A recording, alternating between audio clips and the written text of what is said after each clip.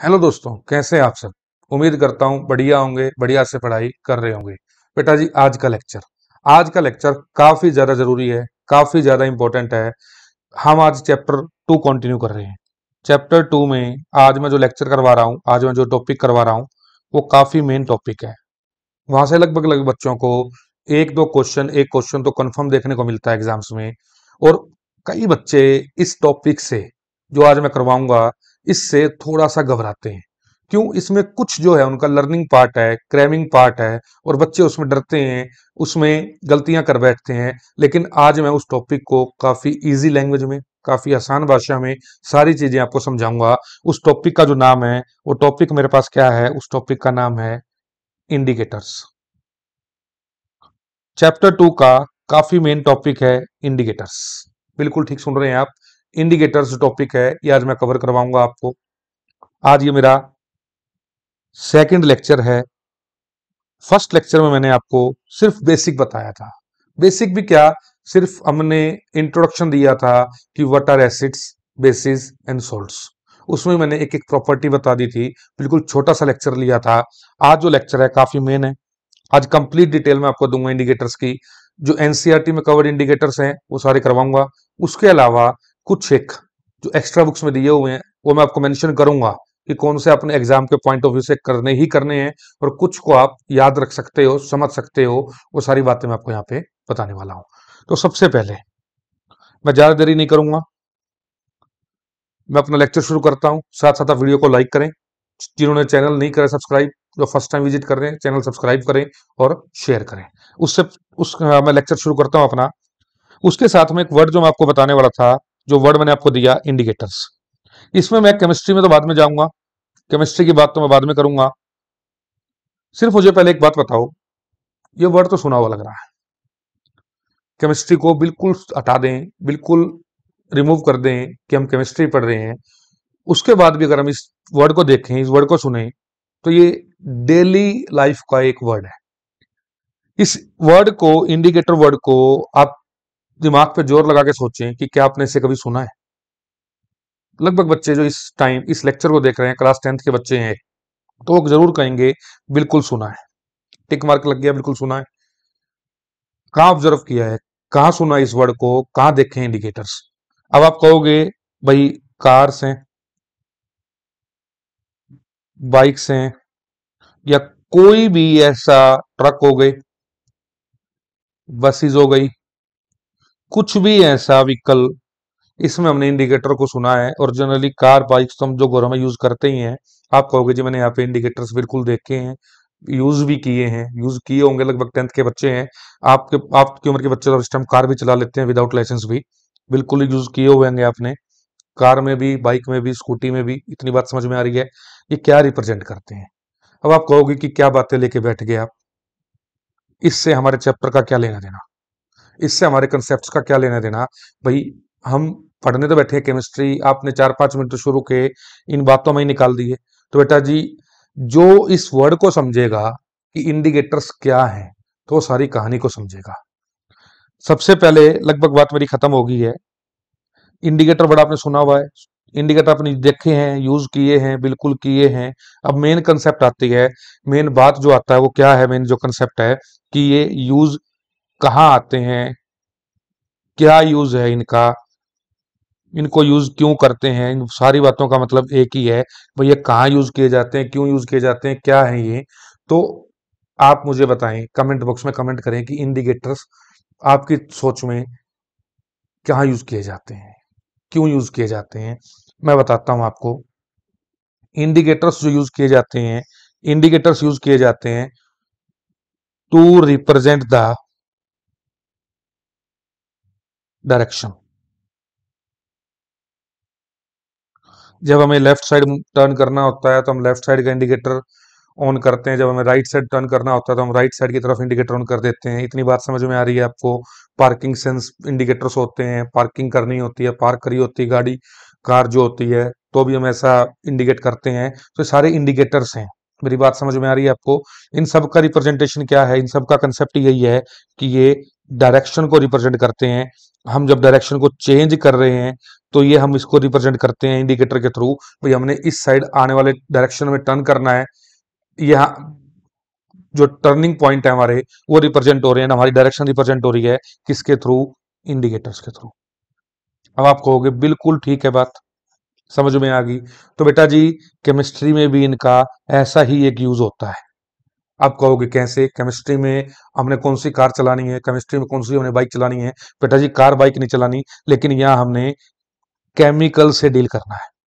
जैसे जो अभी आपका चैप्टर का नाम है, एसिड्स हैं, बेसिस हैं, या कोई भी न्यूट्रल सॉल्यूशंस हैं, हमने इनसे डील करना है। हम बता सकते हैं मान लो हमारे पास ए, बी और सी तीन तरह के सॉल्यूशन है। अब आपको बताना हो कि ए कैसा है, बी कैसा है या सी कैसा है, इट मीन्स हमने नेचर बताना हो इनका। अब हम मैंने आपको वैसे तो मैंने आपको बताया था बेटा, जो चैप्टर है, मेरी बात आप एक ध्यान से सुने, मैं अपनी तरफ से बहुत बढ़िया करवाने की कोशिश कर रहा हूँ, उम्मीद कर रहा हूँ अच्छा कंटेंट करवा रहा हूँ मैं आपको। बाकी हमारा ऑनलाइन प्लेटफॉर्म पे एक नया एक्सपीरियंस है, टाइम टू टाइम जैसे जैसे हम लेक्चर्स लेंगे, आपसे रूबरू होंगे, तो ये एक्सपीरियंस के अकॉर्डिंग हमें समझना और समझाना और ज़्यादा बेटर आ जाएगा कि कैसे ऑनलाइन प्लेटफॉर्म पे काम किया जाता है। बाकी उसका कोई सजेशन हो, कुछ भी हो, वो आप कमेंट बॉक्स में कमेंट कर सकते हो। कोई भी लेक्चर अगर लगता है कि इसमें और कुछ बताना चाहिए था, कुछ मिसिंग है, तो भी आप मुझे मेंशन करना। कुछ भी चीज़ जो और बच्चों को हेल्प कर सकती है वो आपने मेंशन करनी है। बाकी अपनी तरफ से हम काफ़ी अच्छा करवाने की कोशिश कर रहे हैं। देखें, जैसे मैंने आपको बताया था कि जो एसिड्स होते हैं, एसिड सोर इन टेस्ट होते हैं। बेसिस का बताया, बेसिस बिटर इन टेस्ट होते हैं। इतनी बात क्लियर आ रही है आपको। अब आप कहोगे कि जब हमारे पास ये टेस्ट वाला कंसेप्ट था तो हम इंडिकेटर्स को क्यों पढ़ें, क्यों हम एक लेक्चर बढ़ाएं, क्यों हम अपना मत्था खराब करें, क्यों हम सिरदर्दी बढ़ाएं। बेटा जी ये भी जरूरी है, जब भी तो पढ़ाए जा रहे हैं आपको। अब तक हमने जो देखा, हमने अब तक लेमन को, ऑरेंज को, टर्मरिक, इमली को और टोमेटो को, या कोई भी ऐसा नेचुरल जो सब्सटेंसेस थे, एसिटिक एसिड जो उसमें विनेगर में होता है, मतलब कुछ भी ऐसे सब्सटेंसेस को भी हमने टेस्ट करके देखा था जो नेचुरल थे और जिनके अंदर एसिडिक स्ट्रेंथ जो थी वो बहुत ज्यादा कम होती है। और इसी तरह के बेसिस को हमने टेस्ट करके देखा, जैसे नीम है या करेला है, जैसे कुछ भी जिसके अंदर बेसिक स्ट्रेंथ जो है वो कम होती है। बेटा जी लेकिन हर एसिड या हर बेस इतना वीक नहीं होता कि हम उसे टेस्ट करें। कई बार इतने हार्मफुल सब्सटेंसेस, मतलब इतने ज्यादा एसिडिक स्ट्रेंथ या बेसिक स्ट्रेंथ के कंपाउंड्स या सब्सटेंसेस हमारे सामने आते हैं, केमिकल सब्सटेंस हमारे सामने आते हैं कि उन्हें टेस्ट नहीं किया जा सकता। तो उसके लिए हमें टेस्ट के अलावा दूसरे कंसेप्ट पे जाना था, जो हमें डायरेक्शन रिप्रेजेंट करें, जो हमें ये रिप्रेजेंट करें कि एसिड कौन सा है, बेस कौन सा है, या सोल्ट कौन सा है, या न्यूट्रल सब्सटेंस कौन सा है। तो उसके लिए हमने इंडिकेटर्स को लिया। अब आगे मैं बताऊंगा डिफरेंट टाइप ऑफ इंडिकेटर्स, यानी कि ए, बी और सी का अगर हमें नेचर बताना है तो उसके लिए हम क्या करते हैं, डिफरेंट काइंड्स ऑफ इंडिकेटर्स को यूज करते हैं। डिफरेंट काइंड ऑफ इंडिकेटर्स को यूज करते हैं जिससे आप उनके नेचर के बारे में बता सकते हो। अब बात करते हैं आगे इंडिकेटर्स के ऊपर ही, डिटेल शुरू कर रहा हूं। 5 मिनट तो देखो रन अप करना पड़ता है, 5 मिनट तो देखो एक लेवल बनाना पड़ता है बच्चे के लिए, नींव बनानी पड़ती है एक लेक्चर की, ताकि उसको समझ में आए। ये जो शुरू के 5 मिनट दिए जाते हैं ना बेसिक्स पे, ये जरूरी होते हैं। सीधा मैं आते इंडिकेटर बोलना शुरू करूँ, इंडिकेटर ये टाइप्स होते हैं, इंडिकेटर ये कलर देते हैं, आप मैं उस लेक्चर को 10 मिनट में खत्म कर देता। आप कहोगे क्या है यार, कुछ अच्छा तरह से समझाते, समझाना तो था ही। तो बेटा इसलिए धीरे धीरे स्टेप बाय स्टेप आगे बढ़ा जाता है लेक्चर में। आ रही है मेरी बात समझ में। अब एडिंग है इंडिकेटर्स, टाइप्स में अगर रुक के बताता हूं, देखो अब इंडिकेटर्स क्या हैं। कहते हैं कुछ इंडिकेटर्स जो हैं वो कलर इंडिकेट करते हैं in acidic medium, basic medium, neutral solution में। कुछ इंडिकेटर्स जो होते हैं वो ऑर्डर देते हैं, एक पर्टिकुलर स्मेल देते हैं, स्मेल का चेंज करते हैं। यानी कि कहने का मतलब क्या है कि कुछ इंडिकेटर्स जो हैं वो कलर चेंज करके रिप्रेजेंट करते हैं चेंज को, कुछ इंडिकेटर्स स्मेल का चेंज करके, ऑर्डर का चेंज करके रिप्रेजेंट करते हैं, एसिडिक बेसिक या न्यूट्रल सॉल्यूशन की तरह रिप्रेजेंटेशन देते हैं। तो यानी कि वैसे तो हम दो तरह से डिफाइन करते हैं इंडिकेटर्स को, या जो कलर चेंज करते हैं और जो स्मेल चेंज करते हैं, ऑर्डर चेंज करते हैं। इतनी बात समझ में आ रही है आपको? और इनके बेसिस पे ओवरऑल अगर मैं बात करूं, ओवरऑल में अगर बात करूं आपके पास स्मेल यानी कि ऑर्डर प्लस कलर के बेस पे हमारे पास हमने इंडिकेटर्स को 4 टाइप्स में डिवाइड किया है। आ रही है मेरी बात समझ में? इसको हम 4 टाइप्स में डिवाइड करते हैं। सबसे पहले अगर मैं बात करूं, सबसे पहले मैं बात करूं, हमारे पास आते हैं नेचुरल इंडिकेटर्स। इसको आप साथ साथ नोट डाउन करते रहें। जो नोटबुक आपने बना रखी होगी हमारे चैनल की, हमारे स्टडी मटेरियल के लिए, तो उसमें आप नोट डाउन करेंगे नोटबुक में। तो सबसे पहले कहता है कि हमारे पास क्या होते हैं, नेचुरल इंडिकेटर्स होते हैं। अब इसको तो देखो नाम से ही समझ में आ गया, इसमें तो समझाने वाली बात ही नहीं है। यानी कि ये वो इंडिकेटर्स हैं जो कहां से मिलते हैं, obtained from nature. Obtained from generally हमारे को ये प्लांट से मिलते हैं। इतनी बात समझ में आ रही है? ये हमारे को कहाँ से मिल रहे हैं, नेचर से मिल रहे हैं, नेचर हमें देती है, तो इसलिए इसका नाम बन गया नेचुरल इंडिकेटर्स। अब आप कहोगे जी इसमें बताओ, इसमें हमने क्या क्या पढ़ना है, इसमें कौन कौन से इंडिकेटर्स पढ़ने हैं? बेटा जी इसमें मैं आपको एक छोटी सी टेबल बनवा रहा हूँ। वो टेबल को आप देखेंगे, ये टेबल किसकी है, नेचुरल इंडिकेटर्स की। इस टेबल को आप बनाएंगे सबसे पहले। आई थिंक सर आपको विजुलाइज हो रहा होगा, दिख रहा होगा। ठीक है, आप साथ साथ बनाते रहें इस टेबल को।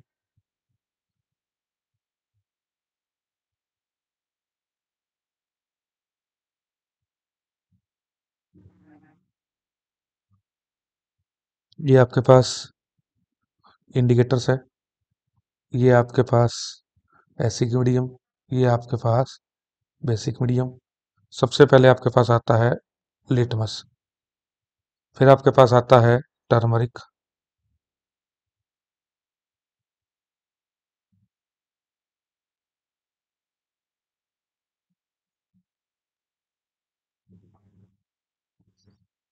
फिर आता है रेड कैबेज जूस। में बाहर लिख देता हूँ, कोई नहीं, आप समझ जाओगे। तो बेटा जी ये टेबल आपने बनानी है।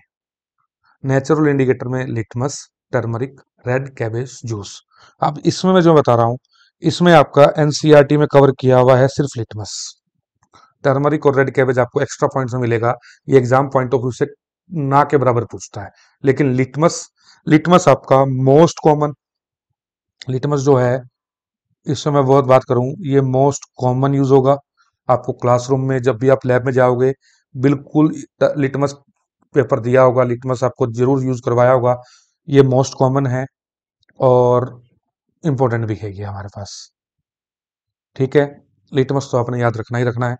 अब होता क्या है, पहले तो मैं लिटमस का थोड़ा इंट्रो दे देता हूँ। जब लिटमस इतना कॉमन है, लिटमस इतना ज्यादा मेन है, तो लिटमस के ऊपर मैं बात करूंगा, क्योंकि एनसीईआरटी में कंप्लीट डिटेल आपको लिटमस की मिलेगी। लिटमस को हमें कई जगह यूज करने को, मतलब देखने को मिलेगा। लिटमस क्या होता है, ये कहता है, ये हमें एक लाइकन नाम के प्लांट्स होते हैं, ये लाइकन नाम के जो प्लांट्स होते हैं, ये हमारे को एक लाइकन नाम के प्लांट से मिलता है। ये कहता है ये कैसा होता है, ये इनिशियली पर्पल कलर का होता है। ये पर्पल कलर की एक डाई लगा लो आप, ये न्यूट्रल सॉल्यूशन यानी कि पर्पल होता है। इतनी बात समझ में आ रही है आपको? ये पर्पल कलर का होता है, ये लाइकन नाम के प्लांट से मिलता है। और मैंने आपको बताया जो प्लांट से मिल रहा है, इट मीन्स ये एक नेचुरल इंडिकेटर है। हेडिंग मेरी यही है, नेचुरल इंडिकेटर्स। इतनी बात समझ में आ रही है आपको? इतनी बात समझ में आ रही है? तो हम सबसे पहले लिटमस की बात करें। ये कहता है कि जब लिटमस रेड कलर में कन्वर्ट हो जाता है, तो इट मीन्स वो एसिडिक मीडियम को रिप्रेजेंट कर रहा है। और ये ब्लू में कन्वर्ट हो जाता है, तो ये बेस को रिप्रेजेंट करता है। इतनी बात समझ में आ रही है? अब आप इसको याद कैसे रखेंगे? लिटमस को याद बिल्कुल आपने आराम से रखना है। जैसे मैंने आपको बताया था, बी से बी, बी से बी, बी से बी क्या था, बी से बी था base are bitter in taste, ये तो आपने याद रखना ही है। और लिटमस से भी आपने याद रखना है, बेस से ब्लू। इतनी बात समझ में आ रही है? बी से बी आपको याद रखना है, बेस बिटर इन टेस्ट होते हैं, बेस ब्लू कलर का चेंज लाते हैं लिटमस के अंदर। ये ब्लू कलर में जब कन्वर्ट हो गए, तो वो लिटमस रिप्रेजेंट कर रहा है किसको, बेस को रिप्रेजेंट कर रहा है। इतनी बात समझ में आ रही है आपको? अब टर्मरिक, टर्मरिक आपने देखा होगा, टर्मरिक कैसे कलर की होती है, जो हल्दी होती है वो कैसे कलर की होती है, पीले कलर की होती है, पीला रंग होता है इसका इनिशियल। ये आपने जरूर देखी होगी, हल्दी किचन में यूज की जाती है। और ऑब्वियस है कि ये भी नेचुरल इंडिकेटर है, नेचुरल में मिलती है।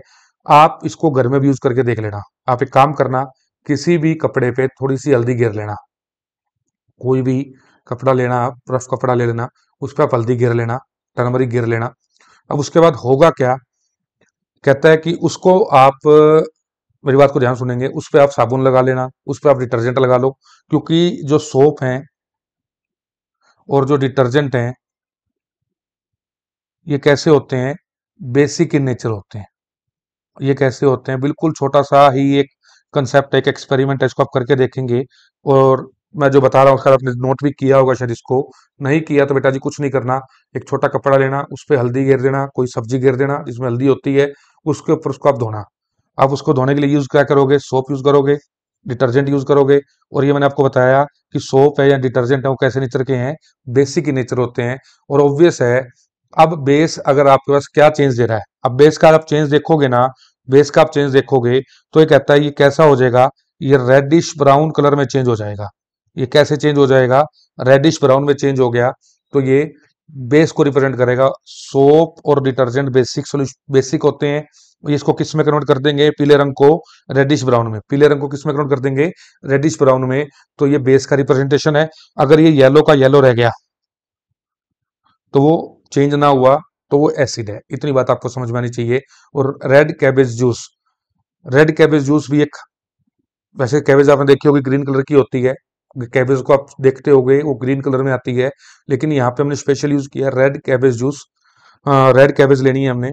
और रेड कैबेज के अंदर अगर हम बात करें, जब वो एसिडिक में रहेगी तो ऑब्वियस है वो चेंज नहीं कलर दिखाएगी, रेड का रेड रहेगा। लेकिन अगर वो जो बेसिक में जाएगी तो वो कैसा चेंज दिखाएगी, ग्रीन कलर का। ग्रीन कलर की आपने देख रखी है तो आपको याद हो जाएगा कि रेड कैबेज से ग्रीन में कन्वर्ट, रेड से जूस ग्रीन में कन्वर्ट, रेड से ग्रीन में। आप अब जो मेन बता रहा हूं बात, litmus, turmeric, red cabbage juice, इसमें से लिटमस तो आपने याद करना ही करना है। ये तो इतनी बार यूज होगा, जब एसिड की प्रॉपर्टीज बताऊंगा उसमें मैं दोबारा यूज करूंगा। टर्मरिक और रेड कैबेज जूस ये आप याद करें, वेल एंड गुड। नहीं भी होता तो इसको आप एग्जाम पॉइंट, अभी तो इसको आप समझे लेकिन एग्जाम पॉइंट ऑफ व्यू से इसे आप स्किप कर सकते हैं। उसके अलावा इस रेडिश ब्राउन वाला जो चेंज मैंने आपको बताया, इसको आप घर पे करके देख सकते हो, इसलिए मैंने आपको यहाँ पे बताया। इसको आप करके देखोगे तो आपको पता लगेगा कि टर्मरिक का चेंज कैसा हुआ, और इससे ही पता लगेगा कि सोप एंड डिटर्जेंट्स जो हैं अभी के लिए आपको पता लगेगा कि these are basic in nature. बाकी इसको मैं प्रूव भी करूंगा आगे कि ये बेसिक नेचर के होते हैं, इसको हमने पढ़ना भी आगे। चले बेटा जी आगे। ये तो थे आपके पास जो मैंने फर्स्ट आपको करवाए, ये थे नेचुरल इंडिकेटर्स। अब सेकंड मेरे पास आएंगे, उस सेकंड मैंने आपको करवाने हैं, वो करवाने हैं सिंथेटिक इंडिकेटर्स। नाम से ही समझ में आ रहा है सिंथेटिक, सिंथेटिक का मतलब है यानी कि ये नेचुरल नहीं है। ये कैसे हैं, मैन मेड हैं। ये कैसे हैं, ये लैब में बनाए जाते हैं। ये हमारे को प्रिपेयर करने पड़ते हैं। ये नेचर से नहीं मिलेंगे, ये इनके नाम से समझ में आ रहा है। इतनी बात आपको समझ में आनी चाहिए। ये हमने दो पढ़ने हैं सिंथेटिक इंडिकेटर्स, ये दो पढ़ने हैं, इसकी टेबल को भी आप बनाएंगे। और इस दोनों जो हैं ये एनसीईआरटी में यूज किए हुए हैं, मेन है, ये आपको करना ही करने हैं याद, ये आपको करने ही करने हैं याद।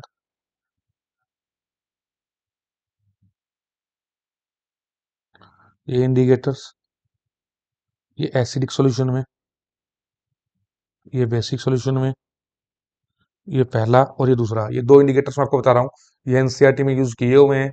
ये आपने बिल्कुल याद रखने ही रखने हैं, इसको आप स्किप नहीं कर सकते। लिटमस और दो ये कलर के रिप्रेजेंट करते हैं, ये आपने करने ही करने हैं। इसमें आपके सबसे पहले कौन सा आएगा, इसमें सबसे पहले आपके पास आएगा फिनोफ्थलीन। आपने इसको इकट्ठा लिखना है, यहाँ जगह कम थी इसलिए मैं इसको नीचे लिख रहा हूँ, लेकिन आपने इसको बिल्कुल साथ लिखना है।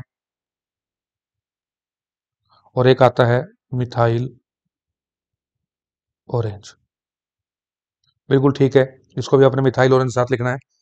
एक फिनोफ्थलीन, एक मिथाइल ऑरेंज। इनके अंदर क्या चेंज देखना है, इसके अंदर सबसे पहले मैं आपको बता देता हूँ मिथाइल ऑरेंज का। इसमें सबसे पहले मैं आपको बता देता हूँ मिथाइल ऑरेंज का। मिथाइल ऑरेंज कैसा कलर देता है, रेड कलर का देगा एसिडिक मीडियम। और येलो कलर का देगा आपको इन बेसिक मीडियम।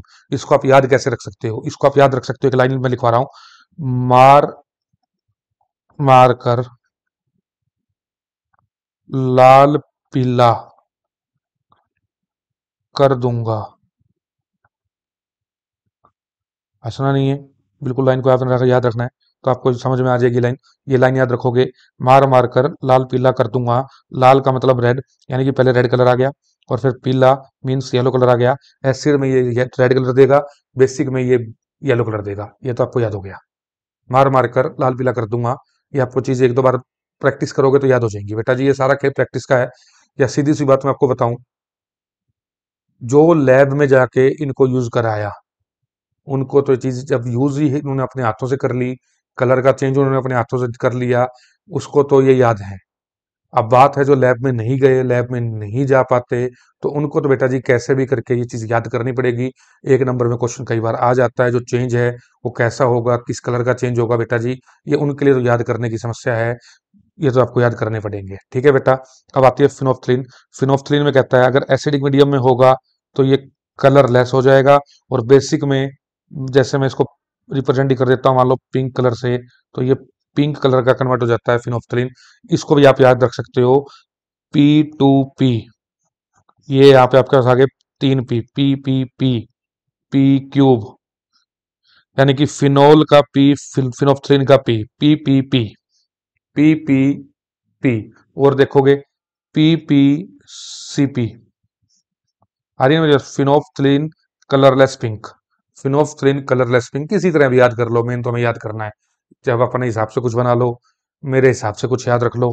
मेन बेटा जी आपको पेपर में नहीं बोलना, चाहे आपको P2P याद हो जाए, जैसे B2B है, बी से बी, पी से पी याद कर लो, PPP के नाम से याद कर लो, PPCP के नाम से याद कर लो, यानी कि एक दिमाग में आपको बस पी क्यूब के नाम से याद कर लो, तो आपको याद होना चाहिए, यानी कि फिनोप्थलीन पिंक कलर। कलरलेस को याद रख पाओ तो PPCP कर लो, यानी कि पिनोफ्थलीन कलरलेस और पिंक। याद हो गया। दूसरे में मार मार कर लाल पीला कर दूंगा।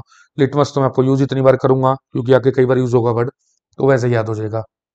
उसमें वैसे मैंने आपको याद करवा दिया बी से बी, यानी कि बेस आर जो बिटर होते हैं, ऐसे base are blue in colour.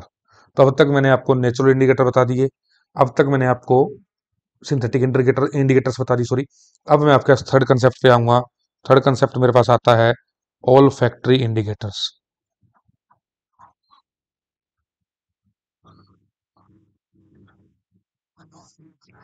ये इंडिकेटर्स किसके ऊपर बेस्ड हैं? ये इंडिकेटर जो बेस्ड हैं वो बेस्ड है स्मेल के ऊपर, ऑर्डर के ऊपर, यानी कि कोई भी जो भी इंडिकेटर बताऊंगा, ये एसिडिक मीडियम में या बेसिक मीडियम में एक पर्टिकुलर टाइप का ऑर्डर देते हैं, पर्टिकुलर टाइप की एक स्मेल देते हैं, जिससे हम पता लगा सकते हैं कि ये एसिडिक सॉल्यूशन है या बेसिक सॉल्यूशन है, जो हमने रिप्रेजेंट देखो। अब हमारे पास मान लो एक टेस्ट ट्यूब है, ये कुछ भी हमने थोड़ा सा एसिड या बेस ले लिया है, तो उसको हमने रिप्रेजेंट करना है कि एसिडिक है या बेसिक है। वो खुद तो चीख चीख के बोलेगा नहीं, अरे भाई मैं एसिड हूँ, अरे भाई मैं बेस हूँ। तो हमें चेक करना है ना एक्सोजेड केमिकल को कि भाई वो एसिड है या बेस है। तो उसके लिए हमारे पास हम नेचुरल इंडिकेटर यूज कर सकते हैं, उसके लिए हम सिंथेटिक इंडिकेटर यूज कर सकते हैं, उसके लिए हम ओल्फैक्टरी इंडिकेटर यूज कर सकते हैं। जो भी अवेलेबिलिटी हमारे पास उस टाइम है, तो उस तरह की करेक्टरिस्टिक्स हमें पता होंगी, तो हम रिप्रेजेंट कर पाएंगे, दीपक बता पाएंगे कि हाँ, कि भाई ये इस तरह का इंडिकेटर है। जैसे अब हमारे पास कार बाइक में, या जनरली बाइक की बात करूं, बाइक में इंडिकेटर्स खराब होते हैं, बाइक के इंडिकेटर टूटे हुए होते हैं, तो हम क्या करते हैं, अपना हाथ ऐसे कर देते हैं, इशारा कर देते हैं, इस तरफ मुड़ना है तो लेफ्ट साइड को हम बढ़ा देते हैं, राइट साइड में मुड़ना हो तो हम राइट साइड के हैंड को बढ़ा देते हैं। तो इससे हमें पता लग जाता है ना डायरेक्शन, हमें तो डायरेक्शन देखनी है। कोई कंपल्शन नहीं है कि हमने इसी को यूज करना है, कोई कंपल्शन नहीं है कि हमने दो यूज करने हैं, चार यूज करने हैं। हमने सिर्फ केमिकल का नेचर बताना है, जो अवेलेबिलिटी है उसके अकॉर्डिंग हमारे को याद रखना होता है कि भाई ये इंडिकेटर है। बहुत सारे इंडिकेटर्स होते हैं, हजारों इंडिकेटर्स हैं, लेकिन हमने तो उतना ही पढ़ने हैं जो हमारी सिलेबस में दिए गए हैं, मेंशन किए गए हैं। इतनी बात समझ में आ रही है आपको? सबसे पहले कहता हूँ कि ऑल फैक्ट्री इंडिकेटर्स में ये पर्टिकुलर टाइप का ऑर्डर रिप्रेजेंट करेंगे, आपको पर्टिकुलर टाइप की स्मेल रिप्रेजेंट करेंगे एक पर्टिकुलर सॉल्यूशन के लिए। तो ये मैंने आपको बताने हैं दो टाइप्स के, ये मैंने आपको बताने हैं दो टाइप्स के। इनको मैं दो टाइप्स के लिए आपको बताऊंगा कि ओल्फैक्टरी इंडिकेटर्स हमने जो दो पढ़ने हैं वो कौन कौन से हैं। सबसे पहले मैं पढ़ूंगा सबसे पहले मैं आपके पास पढ़ूंगा ऑनियन को, प्याज को। अब होगा क्या, देखो आप प्याज को क्या करो, प्याज को क्रश कर लो। प्याज को क्रश करने के बाद क्या करो, एक कपड़े में बांध दो। बांधने के उसको फ्रिज में रख दो थोड़े टाइम के लिए। जब आप उसको बाहर निकालोगे थोड़े टाइम बाद, प्याज को अलग कर दो। अब होगा क्या, जो क्लॉथ है, जो कपड़ा है, उसकी जो स्ट्रिप है, जो कपड़ा आपने लिया होगा जिसमें उसको बांधा होगा, उस टुकड़े के अंदर प्याज की जो स्मेल है वो रिटेन हो जाएगी, वो बैठ जाएगी, वो वहीं रुक जाएगी। मेरी बात समझे आप। ऐसे आपने एक कपड़ा ले लिया, कपड़े में प्याज बांध दिए, ठीक है, कुछ टुकड़े उसके जो पीसीज हैं वो बांध के रख दिए। जब आप उसको प्याज को हटाओगे तो उसके बाद भी क्या होगा, कपड़े के अंदर, उस क्लॉथ स्ट्रिप के अंदर कुछ ना कुछ जो स्मेल है, एक पर्टिकुलर स्मेल जो ऑनियन की होती है वो रुक जाएगी, वो रिटेन रहेगी। इतनी बात समझ में आ गई? इतनी बात समझ में आ रही है? अब आपने क्या करना है, वो जो करेक्टरिस्टिक स्मेल जो ऑनियन की होती है, जो उस कपड़े में से आ रही है, अब आपने क्या करना है, उसको एसिड में भी देखना है और उसको बेस में भी देखना है। आपने मान लो उसके ऊपर एसिड डाल दिया, दो चार बूंद, दो चार बूंद आपने उसके ऊपर क्या करा, एसिड डाल दिया। तो एसिड डालोगे तो उसकी स्मेल के अंदर कोई चेंज नहीं आएगा। जब कोई चेंज नहीं हुआ तो आप ये समझ जाओगे कि यानी कि जो सब्सटेंस आप उसके ऊपर डाल रहे हो वो एसिड है। इतनी बात क्लियर है आपको? तो आप समझ जाओगे। पहले तो आप जब ओनियन अपने कपड़े से निकाले, जब आप उसको देखोगे, मतलब स्मेल करोगे, सूंघोगे, फिर आपने उसके ऊपर एक सब्सटेंस डाला, मान लो वो एसिड होगा, जब उसमें कोई चेंज ना हुआ। अब उसके अलावा कहते हो कि आप, अब मैं इसके ऊपर अब क्या डाल रख रहा हूँ, बेस रख रहा हूँ। जब उसके ऊपर आप बेस रखोगे तो जो उसकी स्मेल जो आपके पास है, वो उसकी जो स्मेल होती है वो लूज हो जाएगी। जो स्मेल है उसकी एंटायर स्मेल जो है वो लूज हो जाएगी। तो आपको पता लगेगा कि हाँ ये अनियन है, और सॉरी ये बेस है। इतनी बात समझ में आ रही है आपको? सेकंड जो आपके पास आता है, सेकंड आपके पास जो आता है वो आता है वेनिला एसेंस। और वेनिला एसेंस में भी आप देखोगे एसिड है और यही बेस है। मैं इसको नीचे कैरी आउट कर लेता हूँ। अब कहता है एसिड या बेस में इसकी स्मेल को कैसे देखेंगे, वही सेम कहता है, जो उसकी स्मेल है एसिड्स के अंदर वो रिटेन रहती है, ये चेंज नहीं होती है, नो चेंज कह लो या रिटेन कह लो। और इसके अंदर मैं बात करूं, इसकी जो स्मेल होती है वो लूज हो जाती है, लॉस हो जाता है उस स्मेल का इन बेसिक मीडियम। बाकी आपने जो पढ़ना है वो अनियन को आप पढ़ लोगे, वेनिला एसेंस को एक बार आप रीड आउट कर लेना। बाकी चेंज सेम सा ही है, तो इसको आप पढ़ो चाहे ना पढ़ो दोनों बराबर से ही है। इसमें आपको कोई ज्यादा मेहनत करने की रिक्वायरमेंट नहीं है।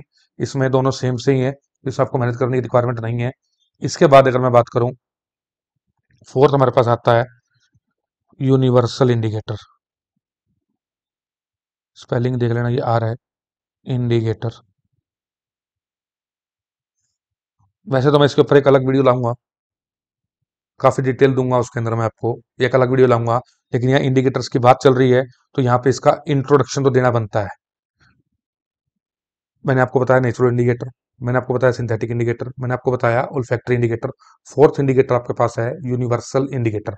इस स्पेलिंग को मैं ठीक कर देता हूँ, इस स्पेलिंग को मैं थोड़ा सा, ये ठीक तो थी, मतलब क्लियर कर देता हूँ। यूनिवर्सल इंडिकेटर्स, यूनिवर्सल इंडिकेटर पे मैंने आपको एक कंप्लीट वीडियो देनी है अलग से, लेकिन यहाँ मैं इसका सिर्फ एक इंट्रो दे रहा हूँ ताकि आपको एक इंट्रो जरूर याद रहे एक पूरे टॉपिक के अंदर कि यूनिवर्सल इंडिकेटर्स एक्चुअली क्या होते हैं। अब तक हमने क्या पढ़ा? अब तक हमने नेचुरल को पढ़ा, अब तक हमने सिंथेटिक को पढ़ा, अब तक हमने ओल्फैक्टरी को पढ़ा। इन्होंने मुझे क्या बताया? इन्होंने मुझे सिर्फ एक ही बात बताई, सॉल्यूशन या एसिडिक है, सॉल्यूशन या बेसिक है। इतनी बात समझ में आ रही है? कितना एसिडिक है, कितना बेसिक है, मींस अब तक के इंडिकेटर्स ने मुझे स्ट्रेंथ ऑफ एसिड्स के बारे में या स्ट्रेंथ ऑफ बेसिस के बारे में, इसके बारे में मुझे कुछ नहीं बताया। लेकिन ये जो यूनिवर्सल इंडिकेटर है ये मुझे स्ट्रेंथ के बारे में बताता है। मींस जो सॉल्यूशन आपने लिया हुआ है वो कितना एसिडिक है। मतलब अगर हमारे पास दो एसिड्स ही हों, एक ए एसिड है और एक बी एसिड है, तो ये मुझे ये भी बताएगा कि which is strong acid, which is weak acid, यानी कि इनमें से की स्ट्रेंथ भी बताएगा कि ए स्ट्रॉन्ग है या बी स्ट्रॉन्ग है, ए वीक है या बी वीक है। तो ये मुझे स्ट्रेंथ ऑफ एसिड्स के बारे में, इसी तरह स्ट्रेंथ ऑफ बेसिस के बारे में बताएगा।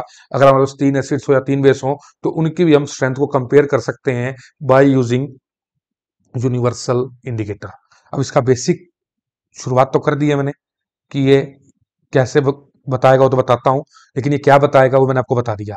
इंडिकेट तो करेगा ही करेगा, नाम से समझ में आ रहा है। इंडिकेट करना तो इसका जन्मसिद्ध अधिकार है कि भाई एसिडिक सॉल्यूशन है या बेसिक सॉल्यूशन है, वो तो नाम से समझ में आ रहा है। लेकिन ये स्ट्रेंथ ऑफ एसिड्स के बारे में और बेस के बारे में बताएगा। अब बात आती है होता क्या है यूनिवर्सल। नाम से समझ में आ रहा है यूनिवर्सल, कुछ नाम ही अलग है इसका। तो ये कहता है ये होता क्या है, ये मिक्सचर ऑफ इंडिकेटर्स है। ये क्या होता है, मिक्सचर्स ऑफ इंडिकेटर होता है। अब इस बात को आप कहोगे यार इस बात का क्या मतलब है, मिक्सचर का क्या मतलब है, कोई यहाँ सलाद बना हुआ है यहाँ पे, भाई क्या मिक्सचर है, कहने का मतलब ये है। एक्चुअली क्या होता है इसमें, पीएच पेपर का यूज होता है। इसके बारे में मैं बता रहा हूँ, एक कंप्लीट वीडियो लाऊंगा, बहुत बढ़िया टॉपिक है। और इसके ऊपर तो पेपर में क्वेश्चन ये मान के चलो 101% पेपर में क्वेश्चन देखने को मिलेगा आपको पीएच के ऊपर। बिल्कुल आप लिख लो, लिख लो इस बात को आप, 101% पीएच पे क्वेश्चन देखने को मिलेगा आपको पेपर में। इतना मेन टॉपिक है ये, काफी डिटेल में मैं इसको करवाऊंगा आपको। इसको आप यहां से ही दिख लेना कि एक क्वेश्चन आपको पीएच के ऊपर जरूर मिलेगा। अब होता क्या है, ऐसा कुछ होगा आपके सामने,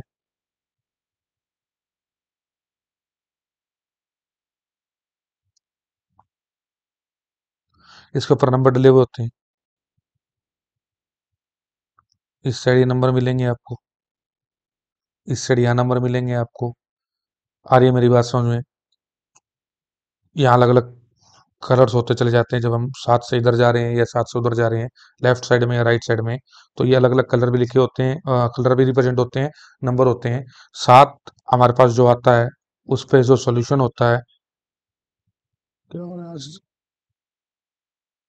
सात जो नंबर लिखा होता है, सात नंबर पे जो सॉल्यूशन होता है वो कैसा होता है, न्यूट्रल। और सात से इधर मैं जाता हूँ तो वो हो जाता है एसिडिक। और सात से मैं इधर जाता हूँ वो हो जाता है बेसिक।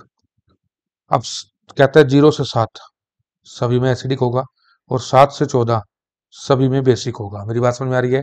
यहाँ स्ट्रेंथ का फर्क आता जाएगा। जैसे जैसे मैं सात से दूर जा रहा हूँ, जैसे जैसे मैं सात से दूर जा रहा हूँ, एसिडिक स्ट्रेंथ बढ़ती जाएगी। जैसे मैं 7 से 14 की तरफ जा रहा हूँ, बेसिक स्ट्रेंथ बढ़ती चली जाएगी। सात तरफ न्यूट्रल है। जैसे जैसे हम अपनी इन डायरेक्शंस में जा रहे हैं, वैसे ही एसिड्स और बेसिस की जो स्ट्रेंथ है वो बढ़ती चली जाती है। स्ट्रेंथ जो है यानी कि एसिड जो है वो स्ट्रॉन्ग होते चले जाते हैं। आने वाले लेक्चर्स में बताऊंगा कि व्हाट आर स्ट्रॉन्ग एसिड्स और वीक एसिड्स, या स्ट्रॉन्ग बेसिस और वीक बेसिस। इसके ऊपर मैं शॉर्ट वीडियो डाल दूंगा इसी प्लेलिस्ट के अंदर, उसे भी आप चेकआउट करना विद एग्जांपल्स कि भाई स्ट्रॉन्ग एसिड्स वीक एसिड्स क्या है, स्ट्रॉन्ग बेसिस वीक बेसिस क्या है। सारी मतलब जो वर्ड मैं यूज कर रहा हूँ, अब सब कुछ तो एक लेक्चर में मैं नहीं बता सकता। सारा कुछ मैं आपको बताऊंगा जो आपको इस लेवल तक, 10th के लेवल तक समझना और जानना जरूरी है। अभी के लिए मैं सिर्फ क्या बताऊंगा आपको, सिर्फ इतना ही करवाऊंगा। मैंने आपको आज क्या करवाया, सबसे पहले मैंने आपको करवाया इंडिकेटर्स क्या है, दूसरा मैंने आपको बताया इसके टाइप्स, तीसरे मैंने इसके टाइप से डिस्कस किए। नेचुरल जिसमें लिटमस को आपने जरूर पढ़ना है, सिंथेटिक जिसमें फिनोप्थलीन और मिथाइल ऑरेंज इसको जरूर पढ़ना है। फिर मैंने आपको बताया ओल्फैक्टरी इंडिकेटर्स, इसमें अनियन को आपने पढ़ना है, जो दोनों सेम से हैं, उसमें आप कुछ भी पढ़ लो। और फोर्थ मैंने आपको बताया यूनिवर्सल इंडिकेटर, इसमें मैंने अभी आपको कंप्लीट डिटेल नहीं दी है। जैसे कि मैंने शुरुआत में बताई था कि इसकी एक अलग वीडियो ही लाऊंगा मैं आपके पास, एक कंप्लीट लेक्चर रहेगा। इसी में बताऊंगा तो लेक्चर बहुत लेंथी हो जाएगा। उसमें कंप्लीट पीएच का ही मैं यूज बताऊंगा, पीएच की एप्लीकेशन जो हम यूज करते हैं। जिन बच्चों ने चैप्टर मेरे करवाने से पहले स्कूल में या कहीं भी कर लिया है, तो समझेंगे कि पीएच की ऊपर काफी ज्यादा कंसेप्ट दिए हुए हैं हमारी एनसीईआरटी के अंदर ही, और मेन कंसेप्ट दिए हुए हैं, तो उसकी एक अलग वीडियो ही बनेगी, वो टॉपिक मैं अलग करवाऊंगा। बाकी उसके अलावा कोई डाउट रहा हो, ठीक है, आपने वही अगेन एंड अगेन, बेटा नया एक्सपीरियंस है ऑनलाइन का, टाइम टू टाइम धीरे धीरे हम भी सीख जाएंगे ऑनलाइन पे आना पढ़ाना। आ रही है मेरी बात समझ में। बाकी आपका प्यार भरपूर मिल रहा है। लेक्चर पसंद आया होगा उम्मीद करता हूँ। लाइक करना है, सब्सक्राइब करना है चैनल को जो फर्स्ट टाइम विजिट कर रहे हैं, और ज़्यादा से ज़्यादा बच्चों को बेटा जी शेयर करना है, ज़्यादा से ज़्यादा बच्चों तक हमारी रीच पहुंचानी है आपने। और वीडियो बेटा लाइक किया करें, ठीक है, मोटिवेशन मिलती है अगले टॉपिक के लिए, अगले कंटेंट के लिए, कि जल्दी से जल्दी और अच्छे से अच्छा कंटेंट आपको दिया जाए। आ रही है मेरी बात समझ में। आज मैं इतने रखूंगा। Thank you very much.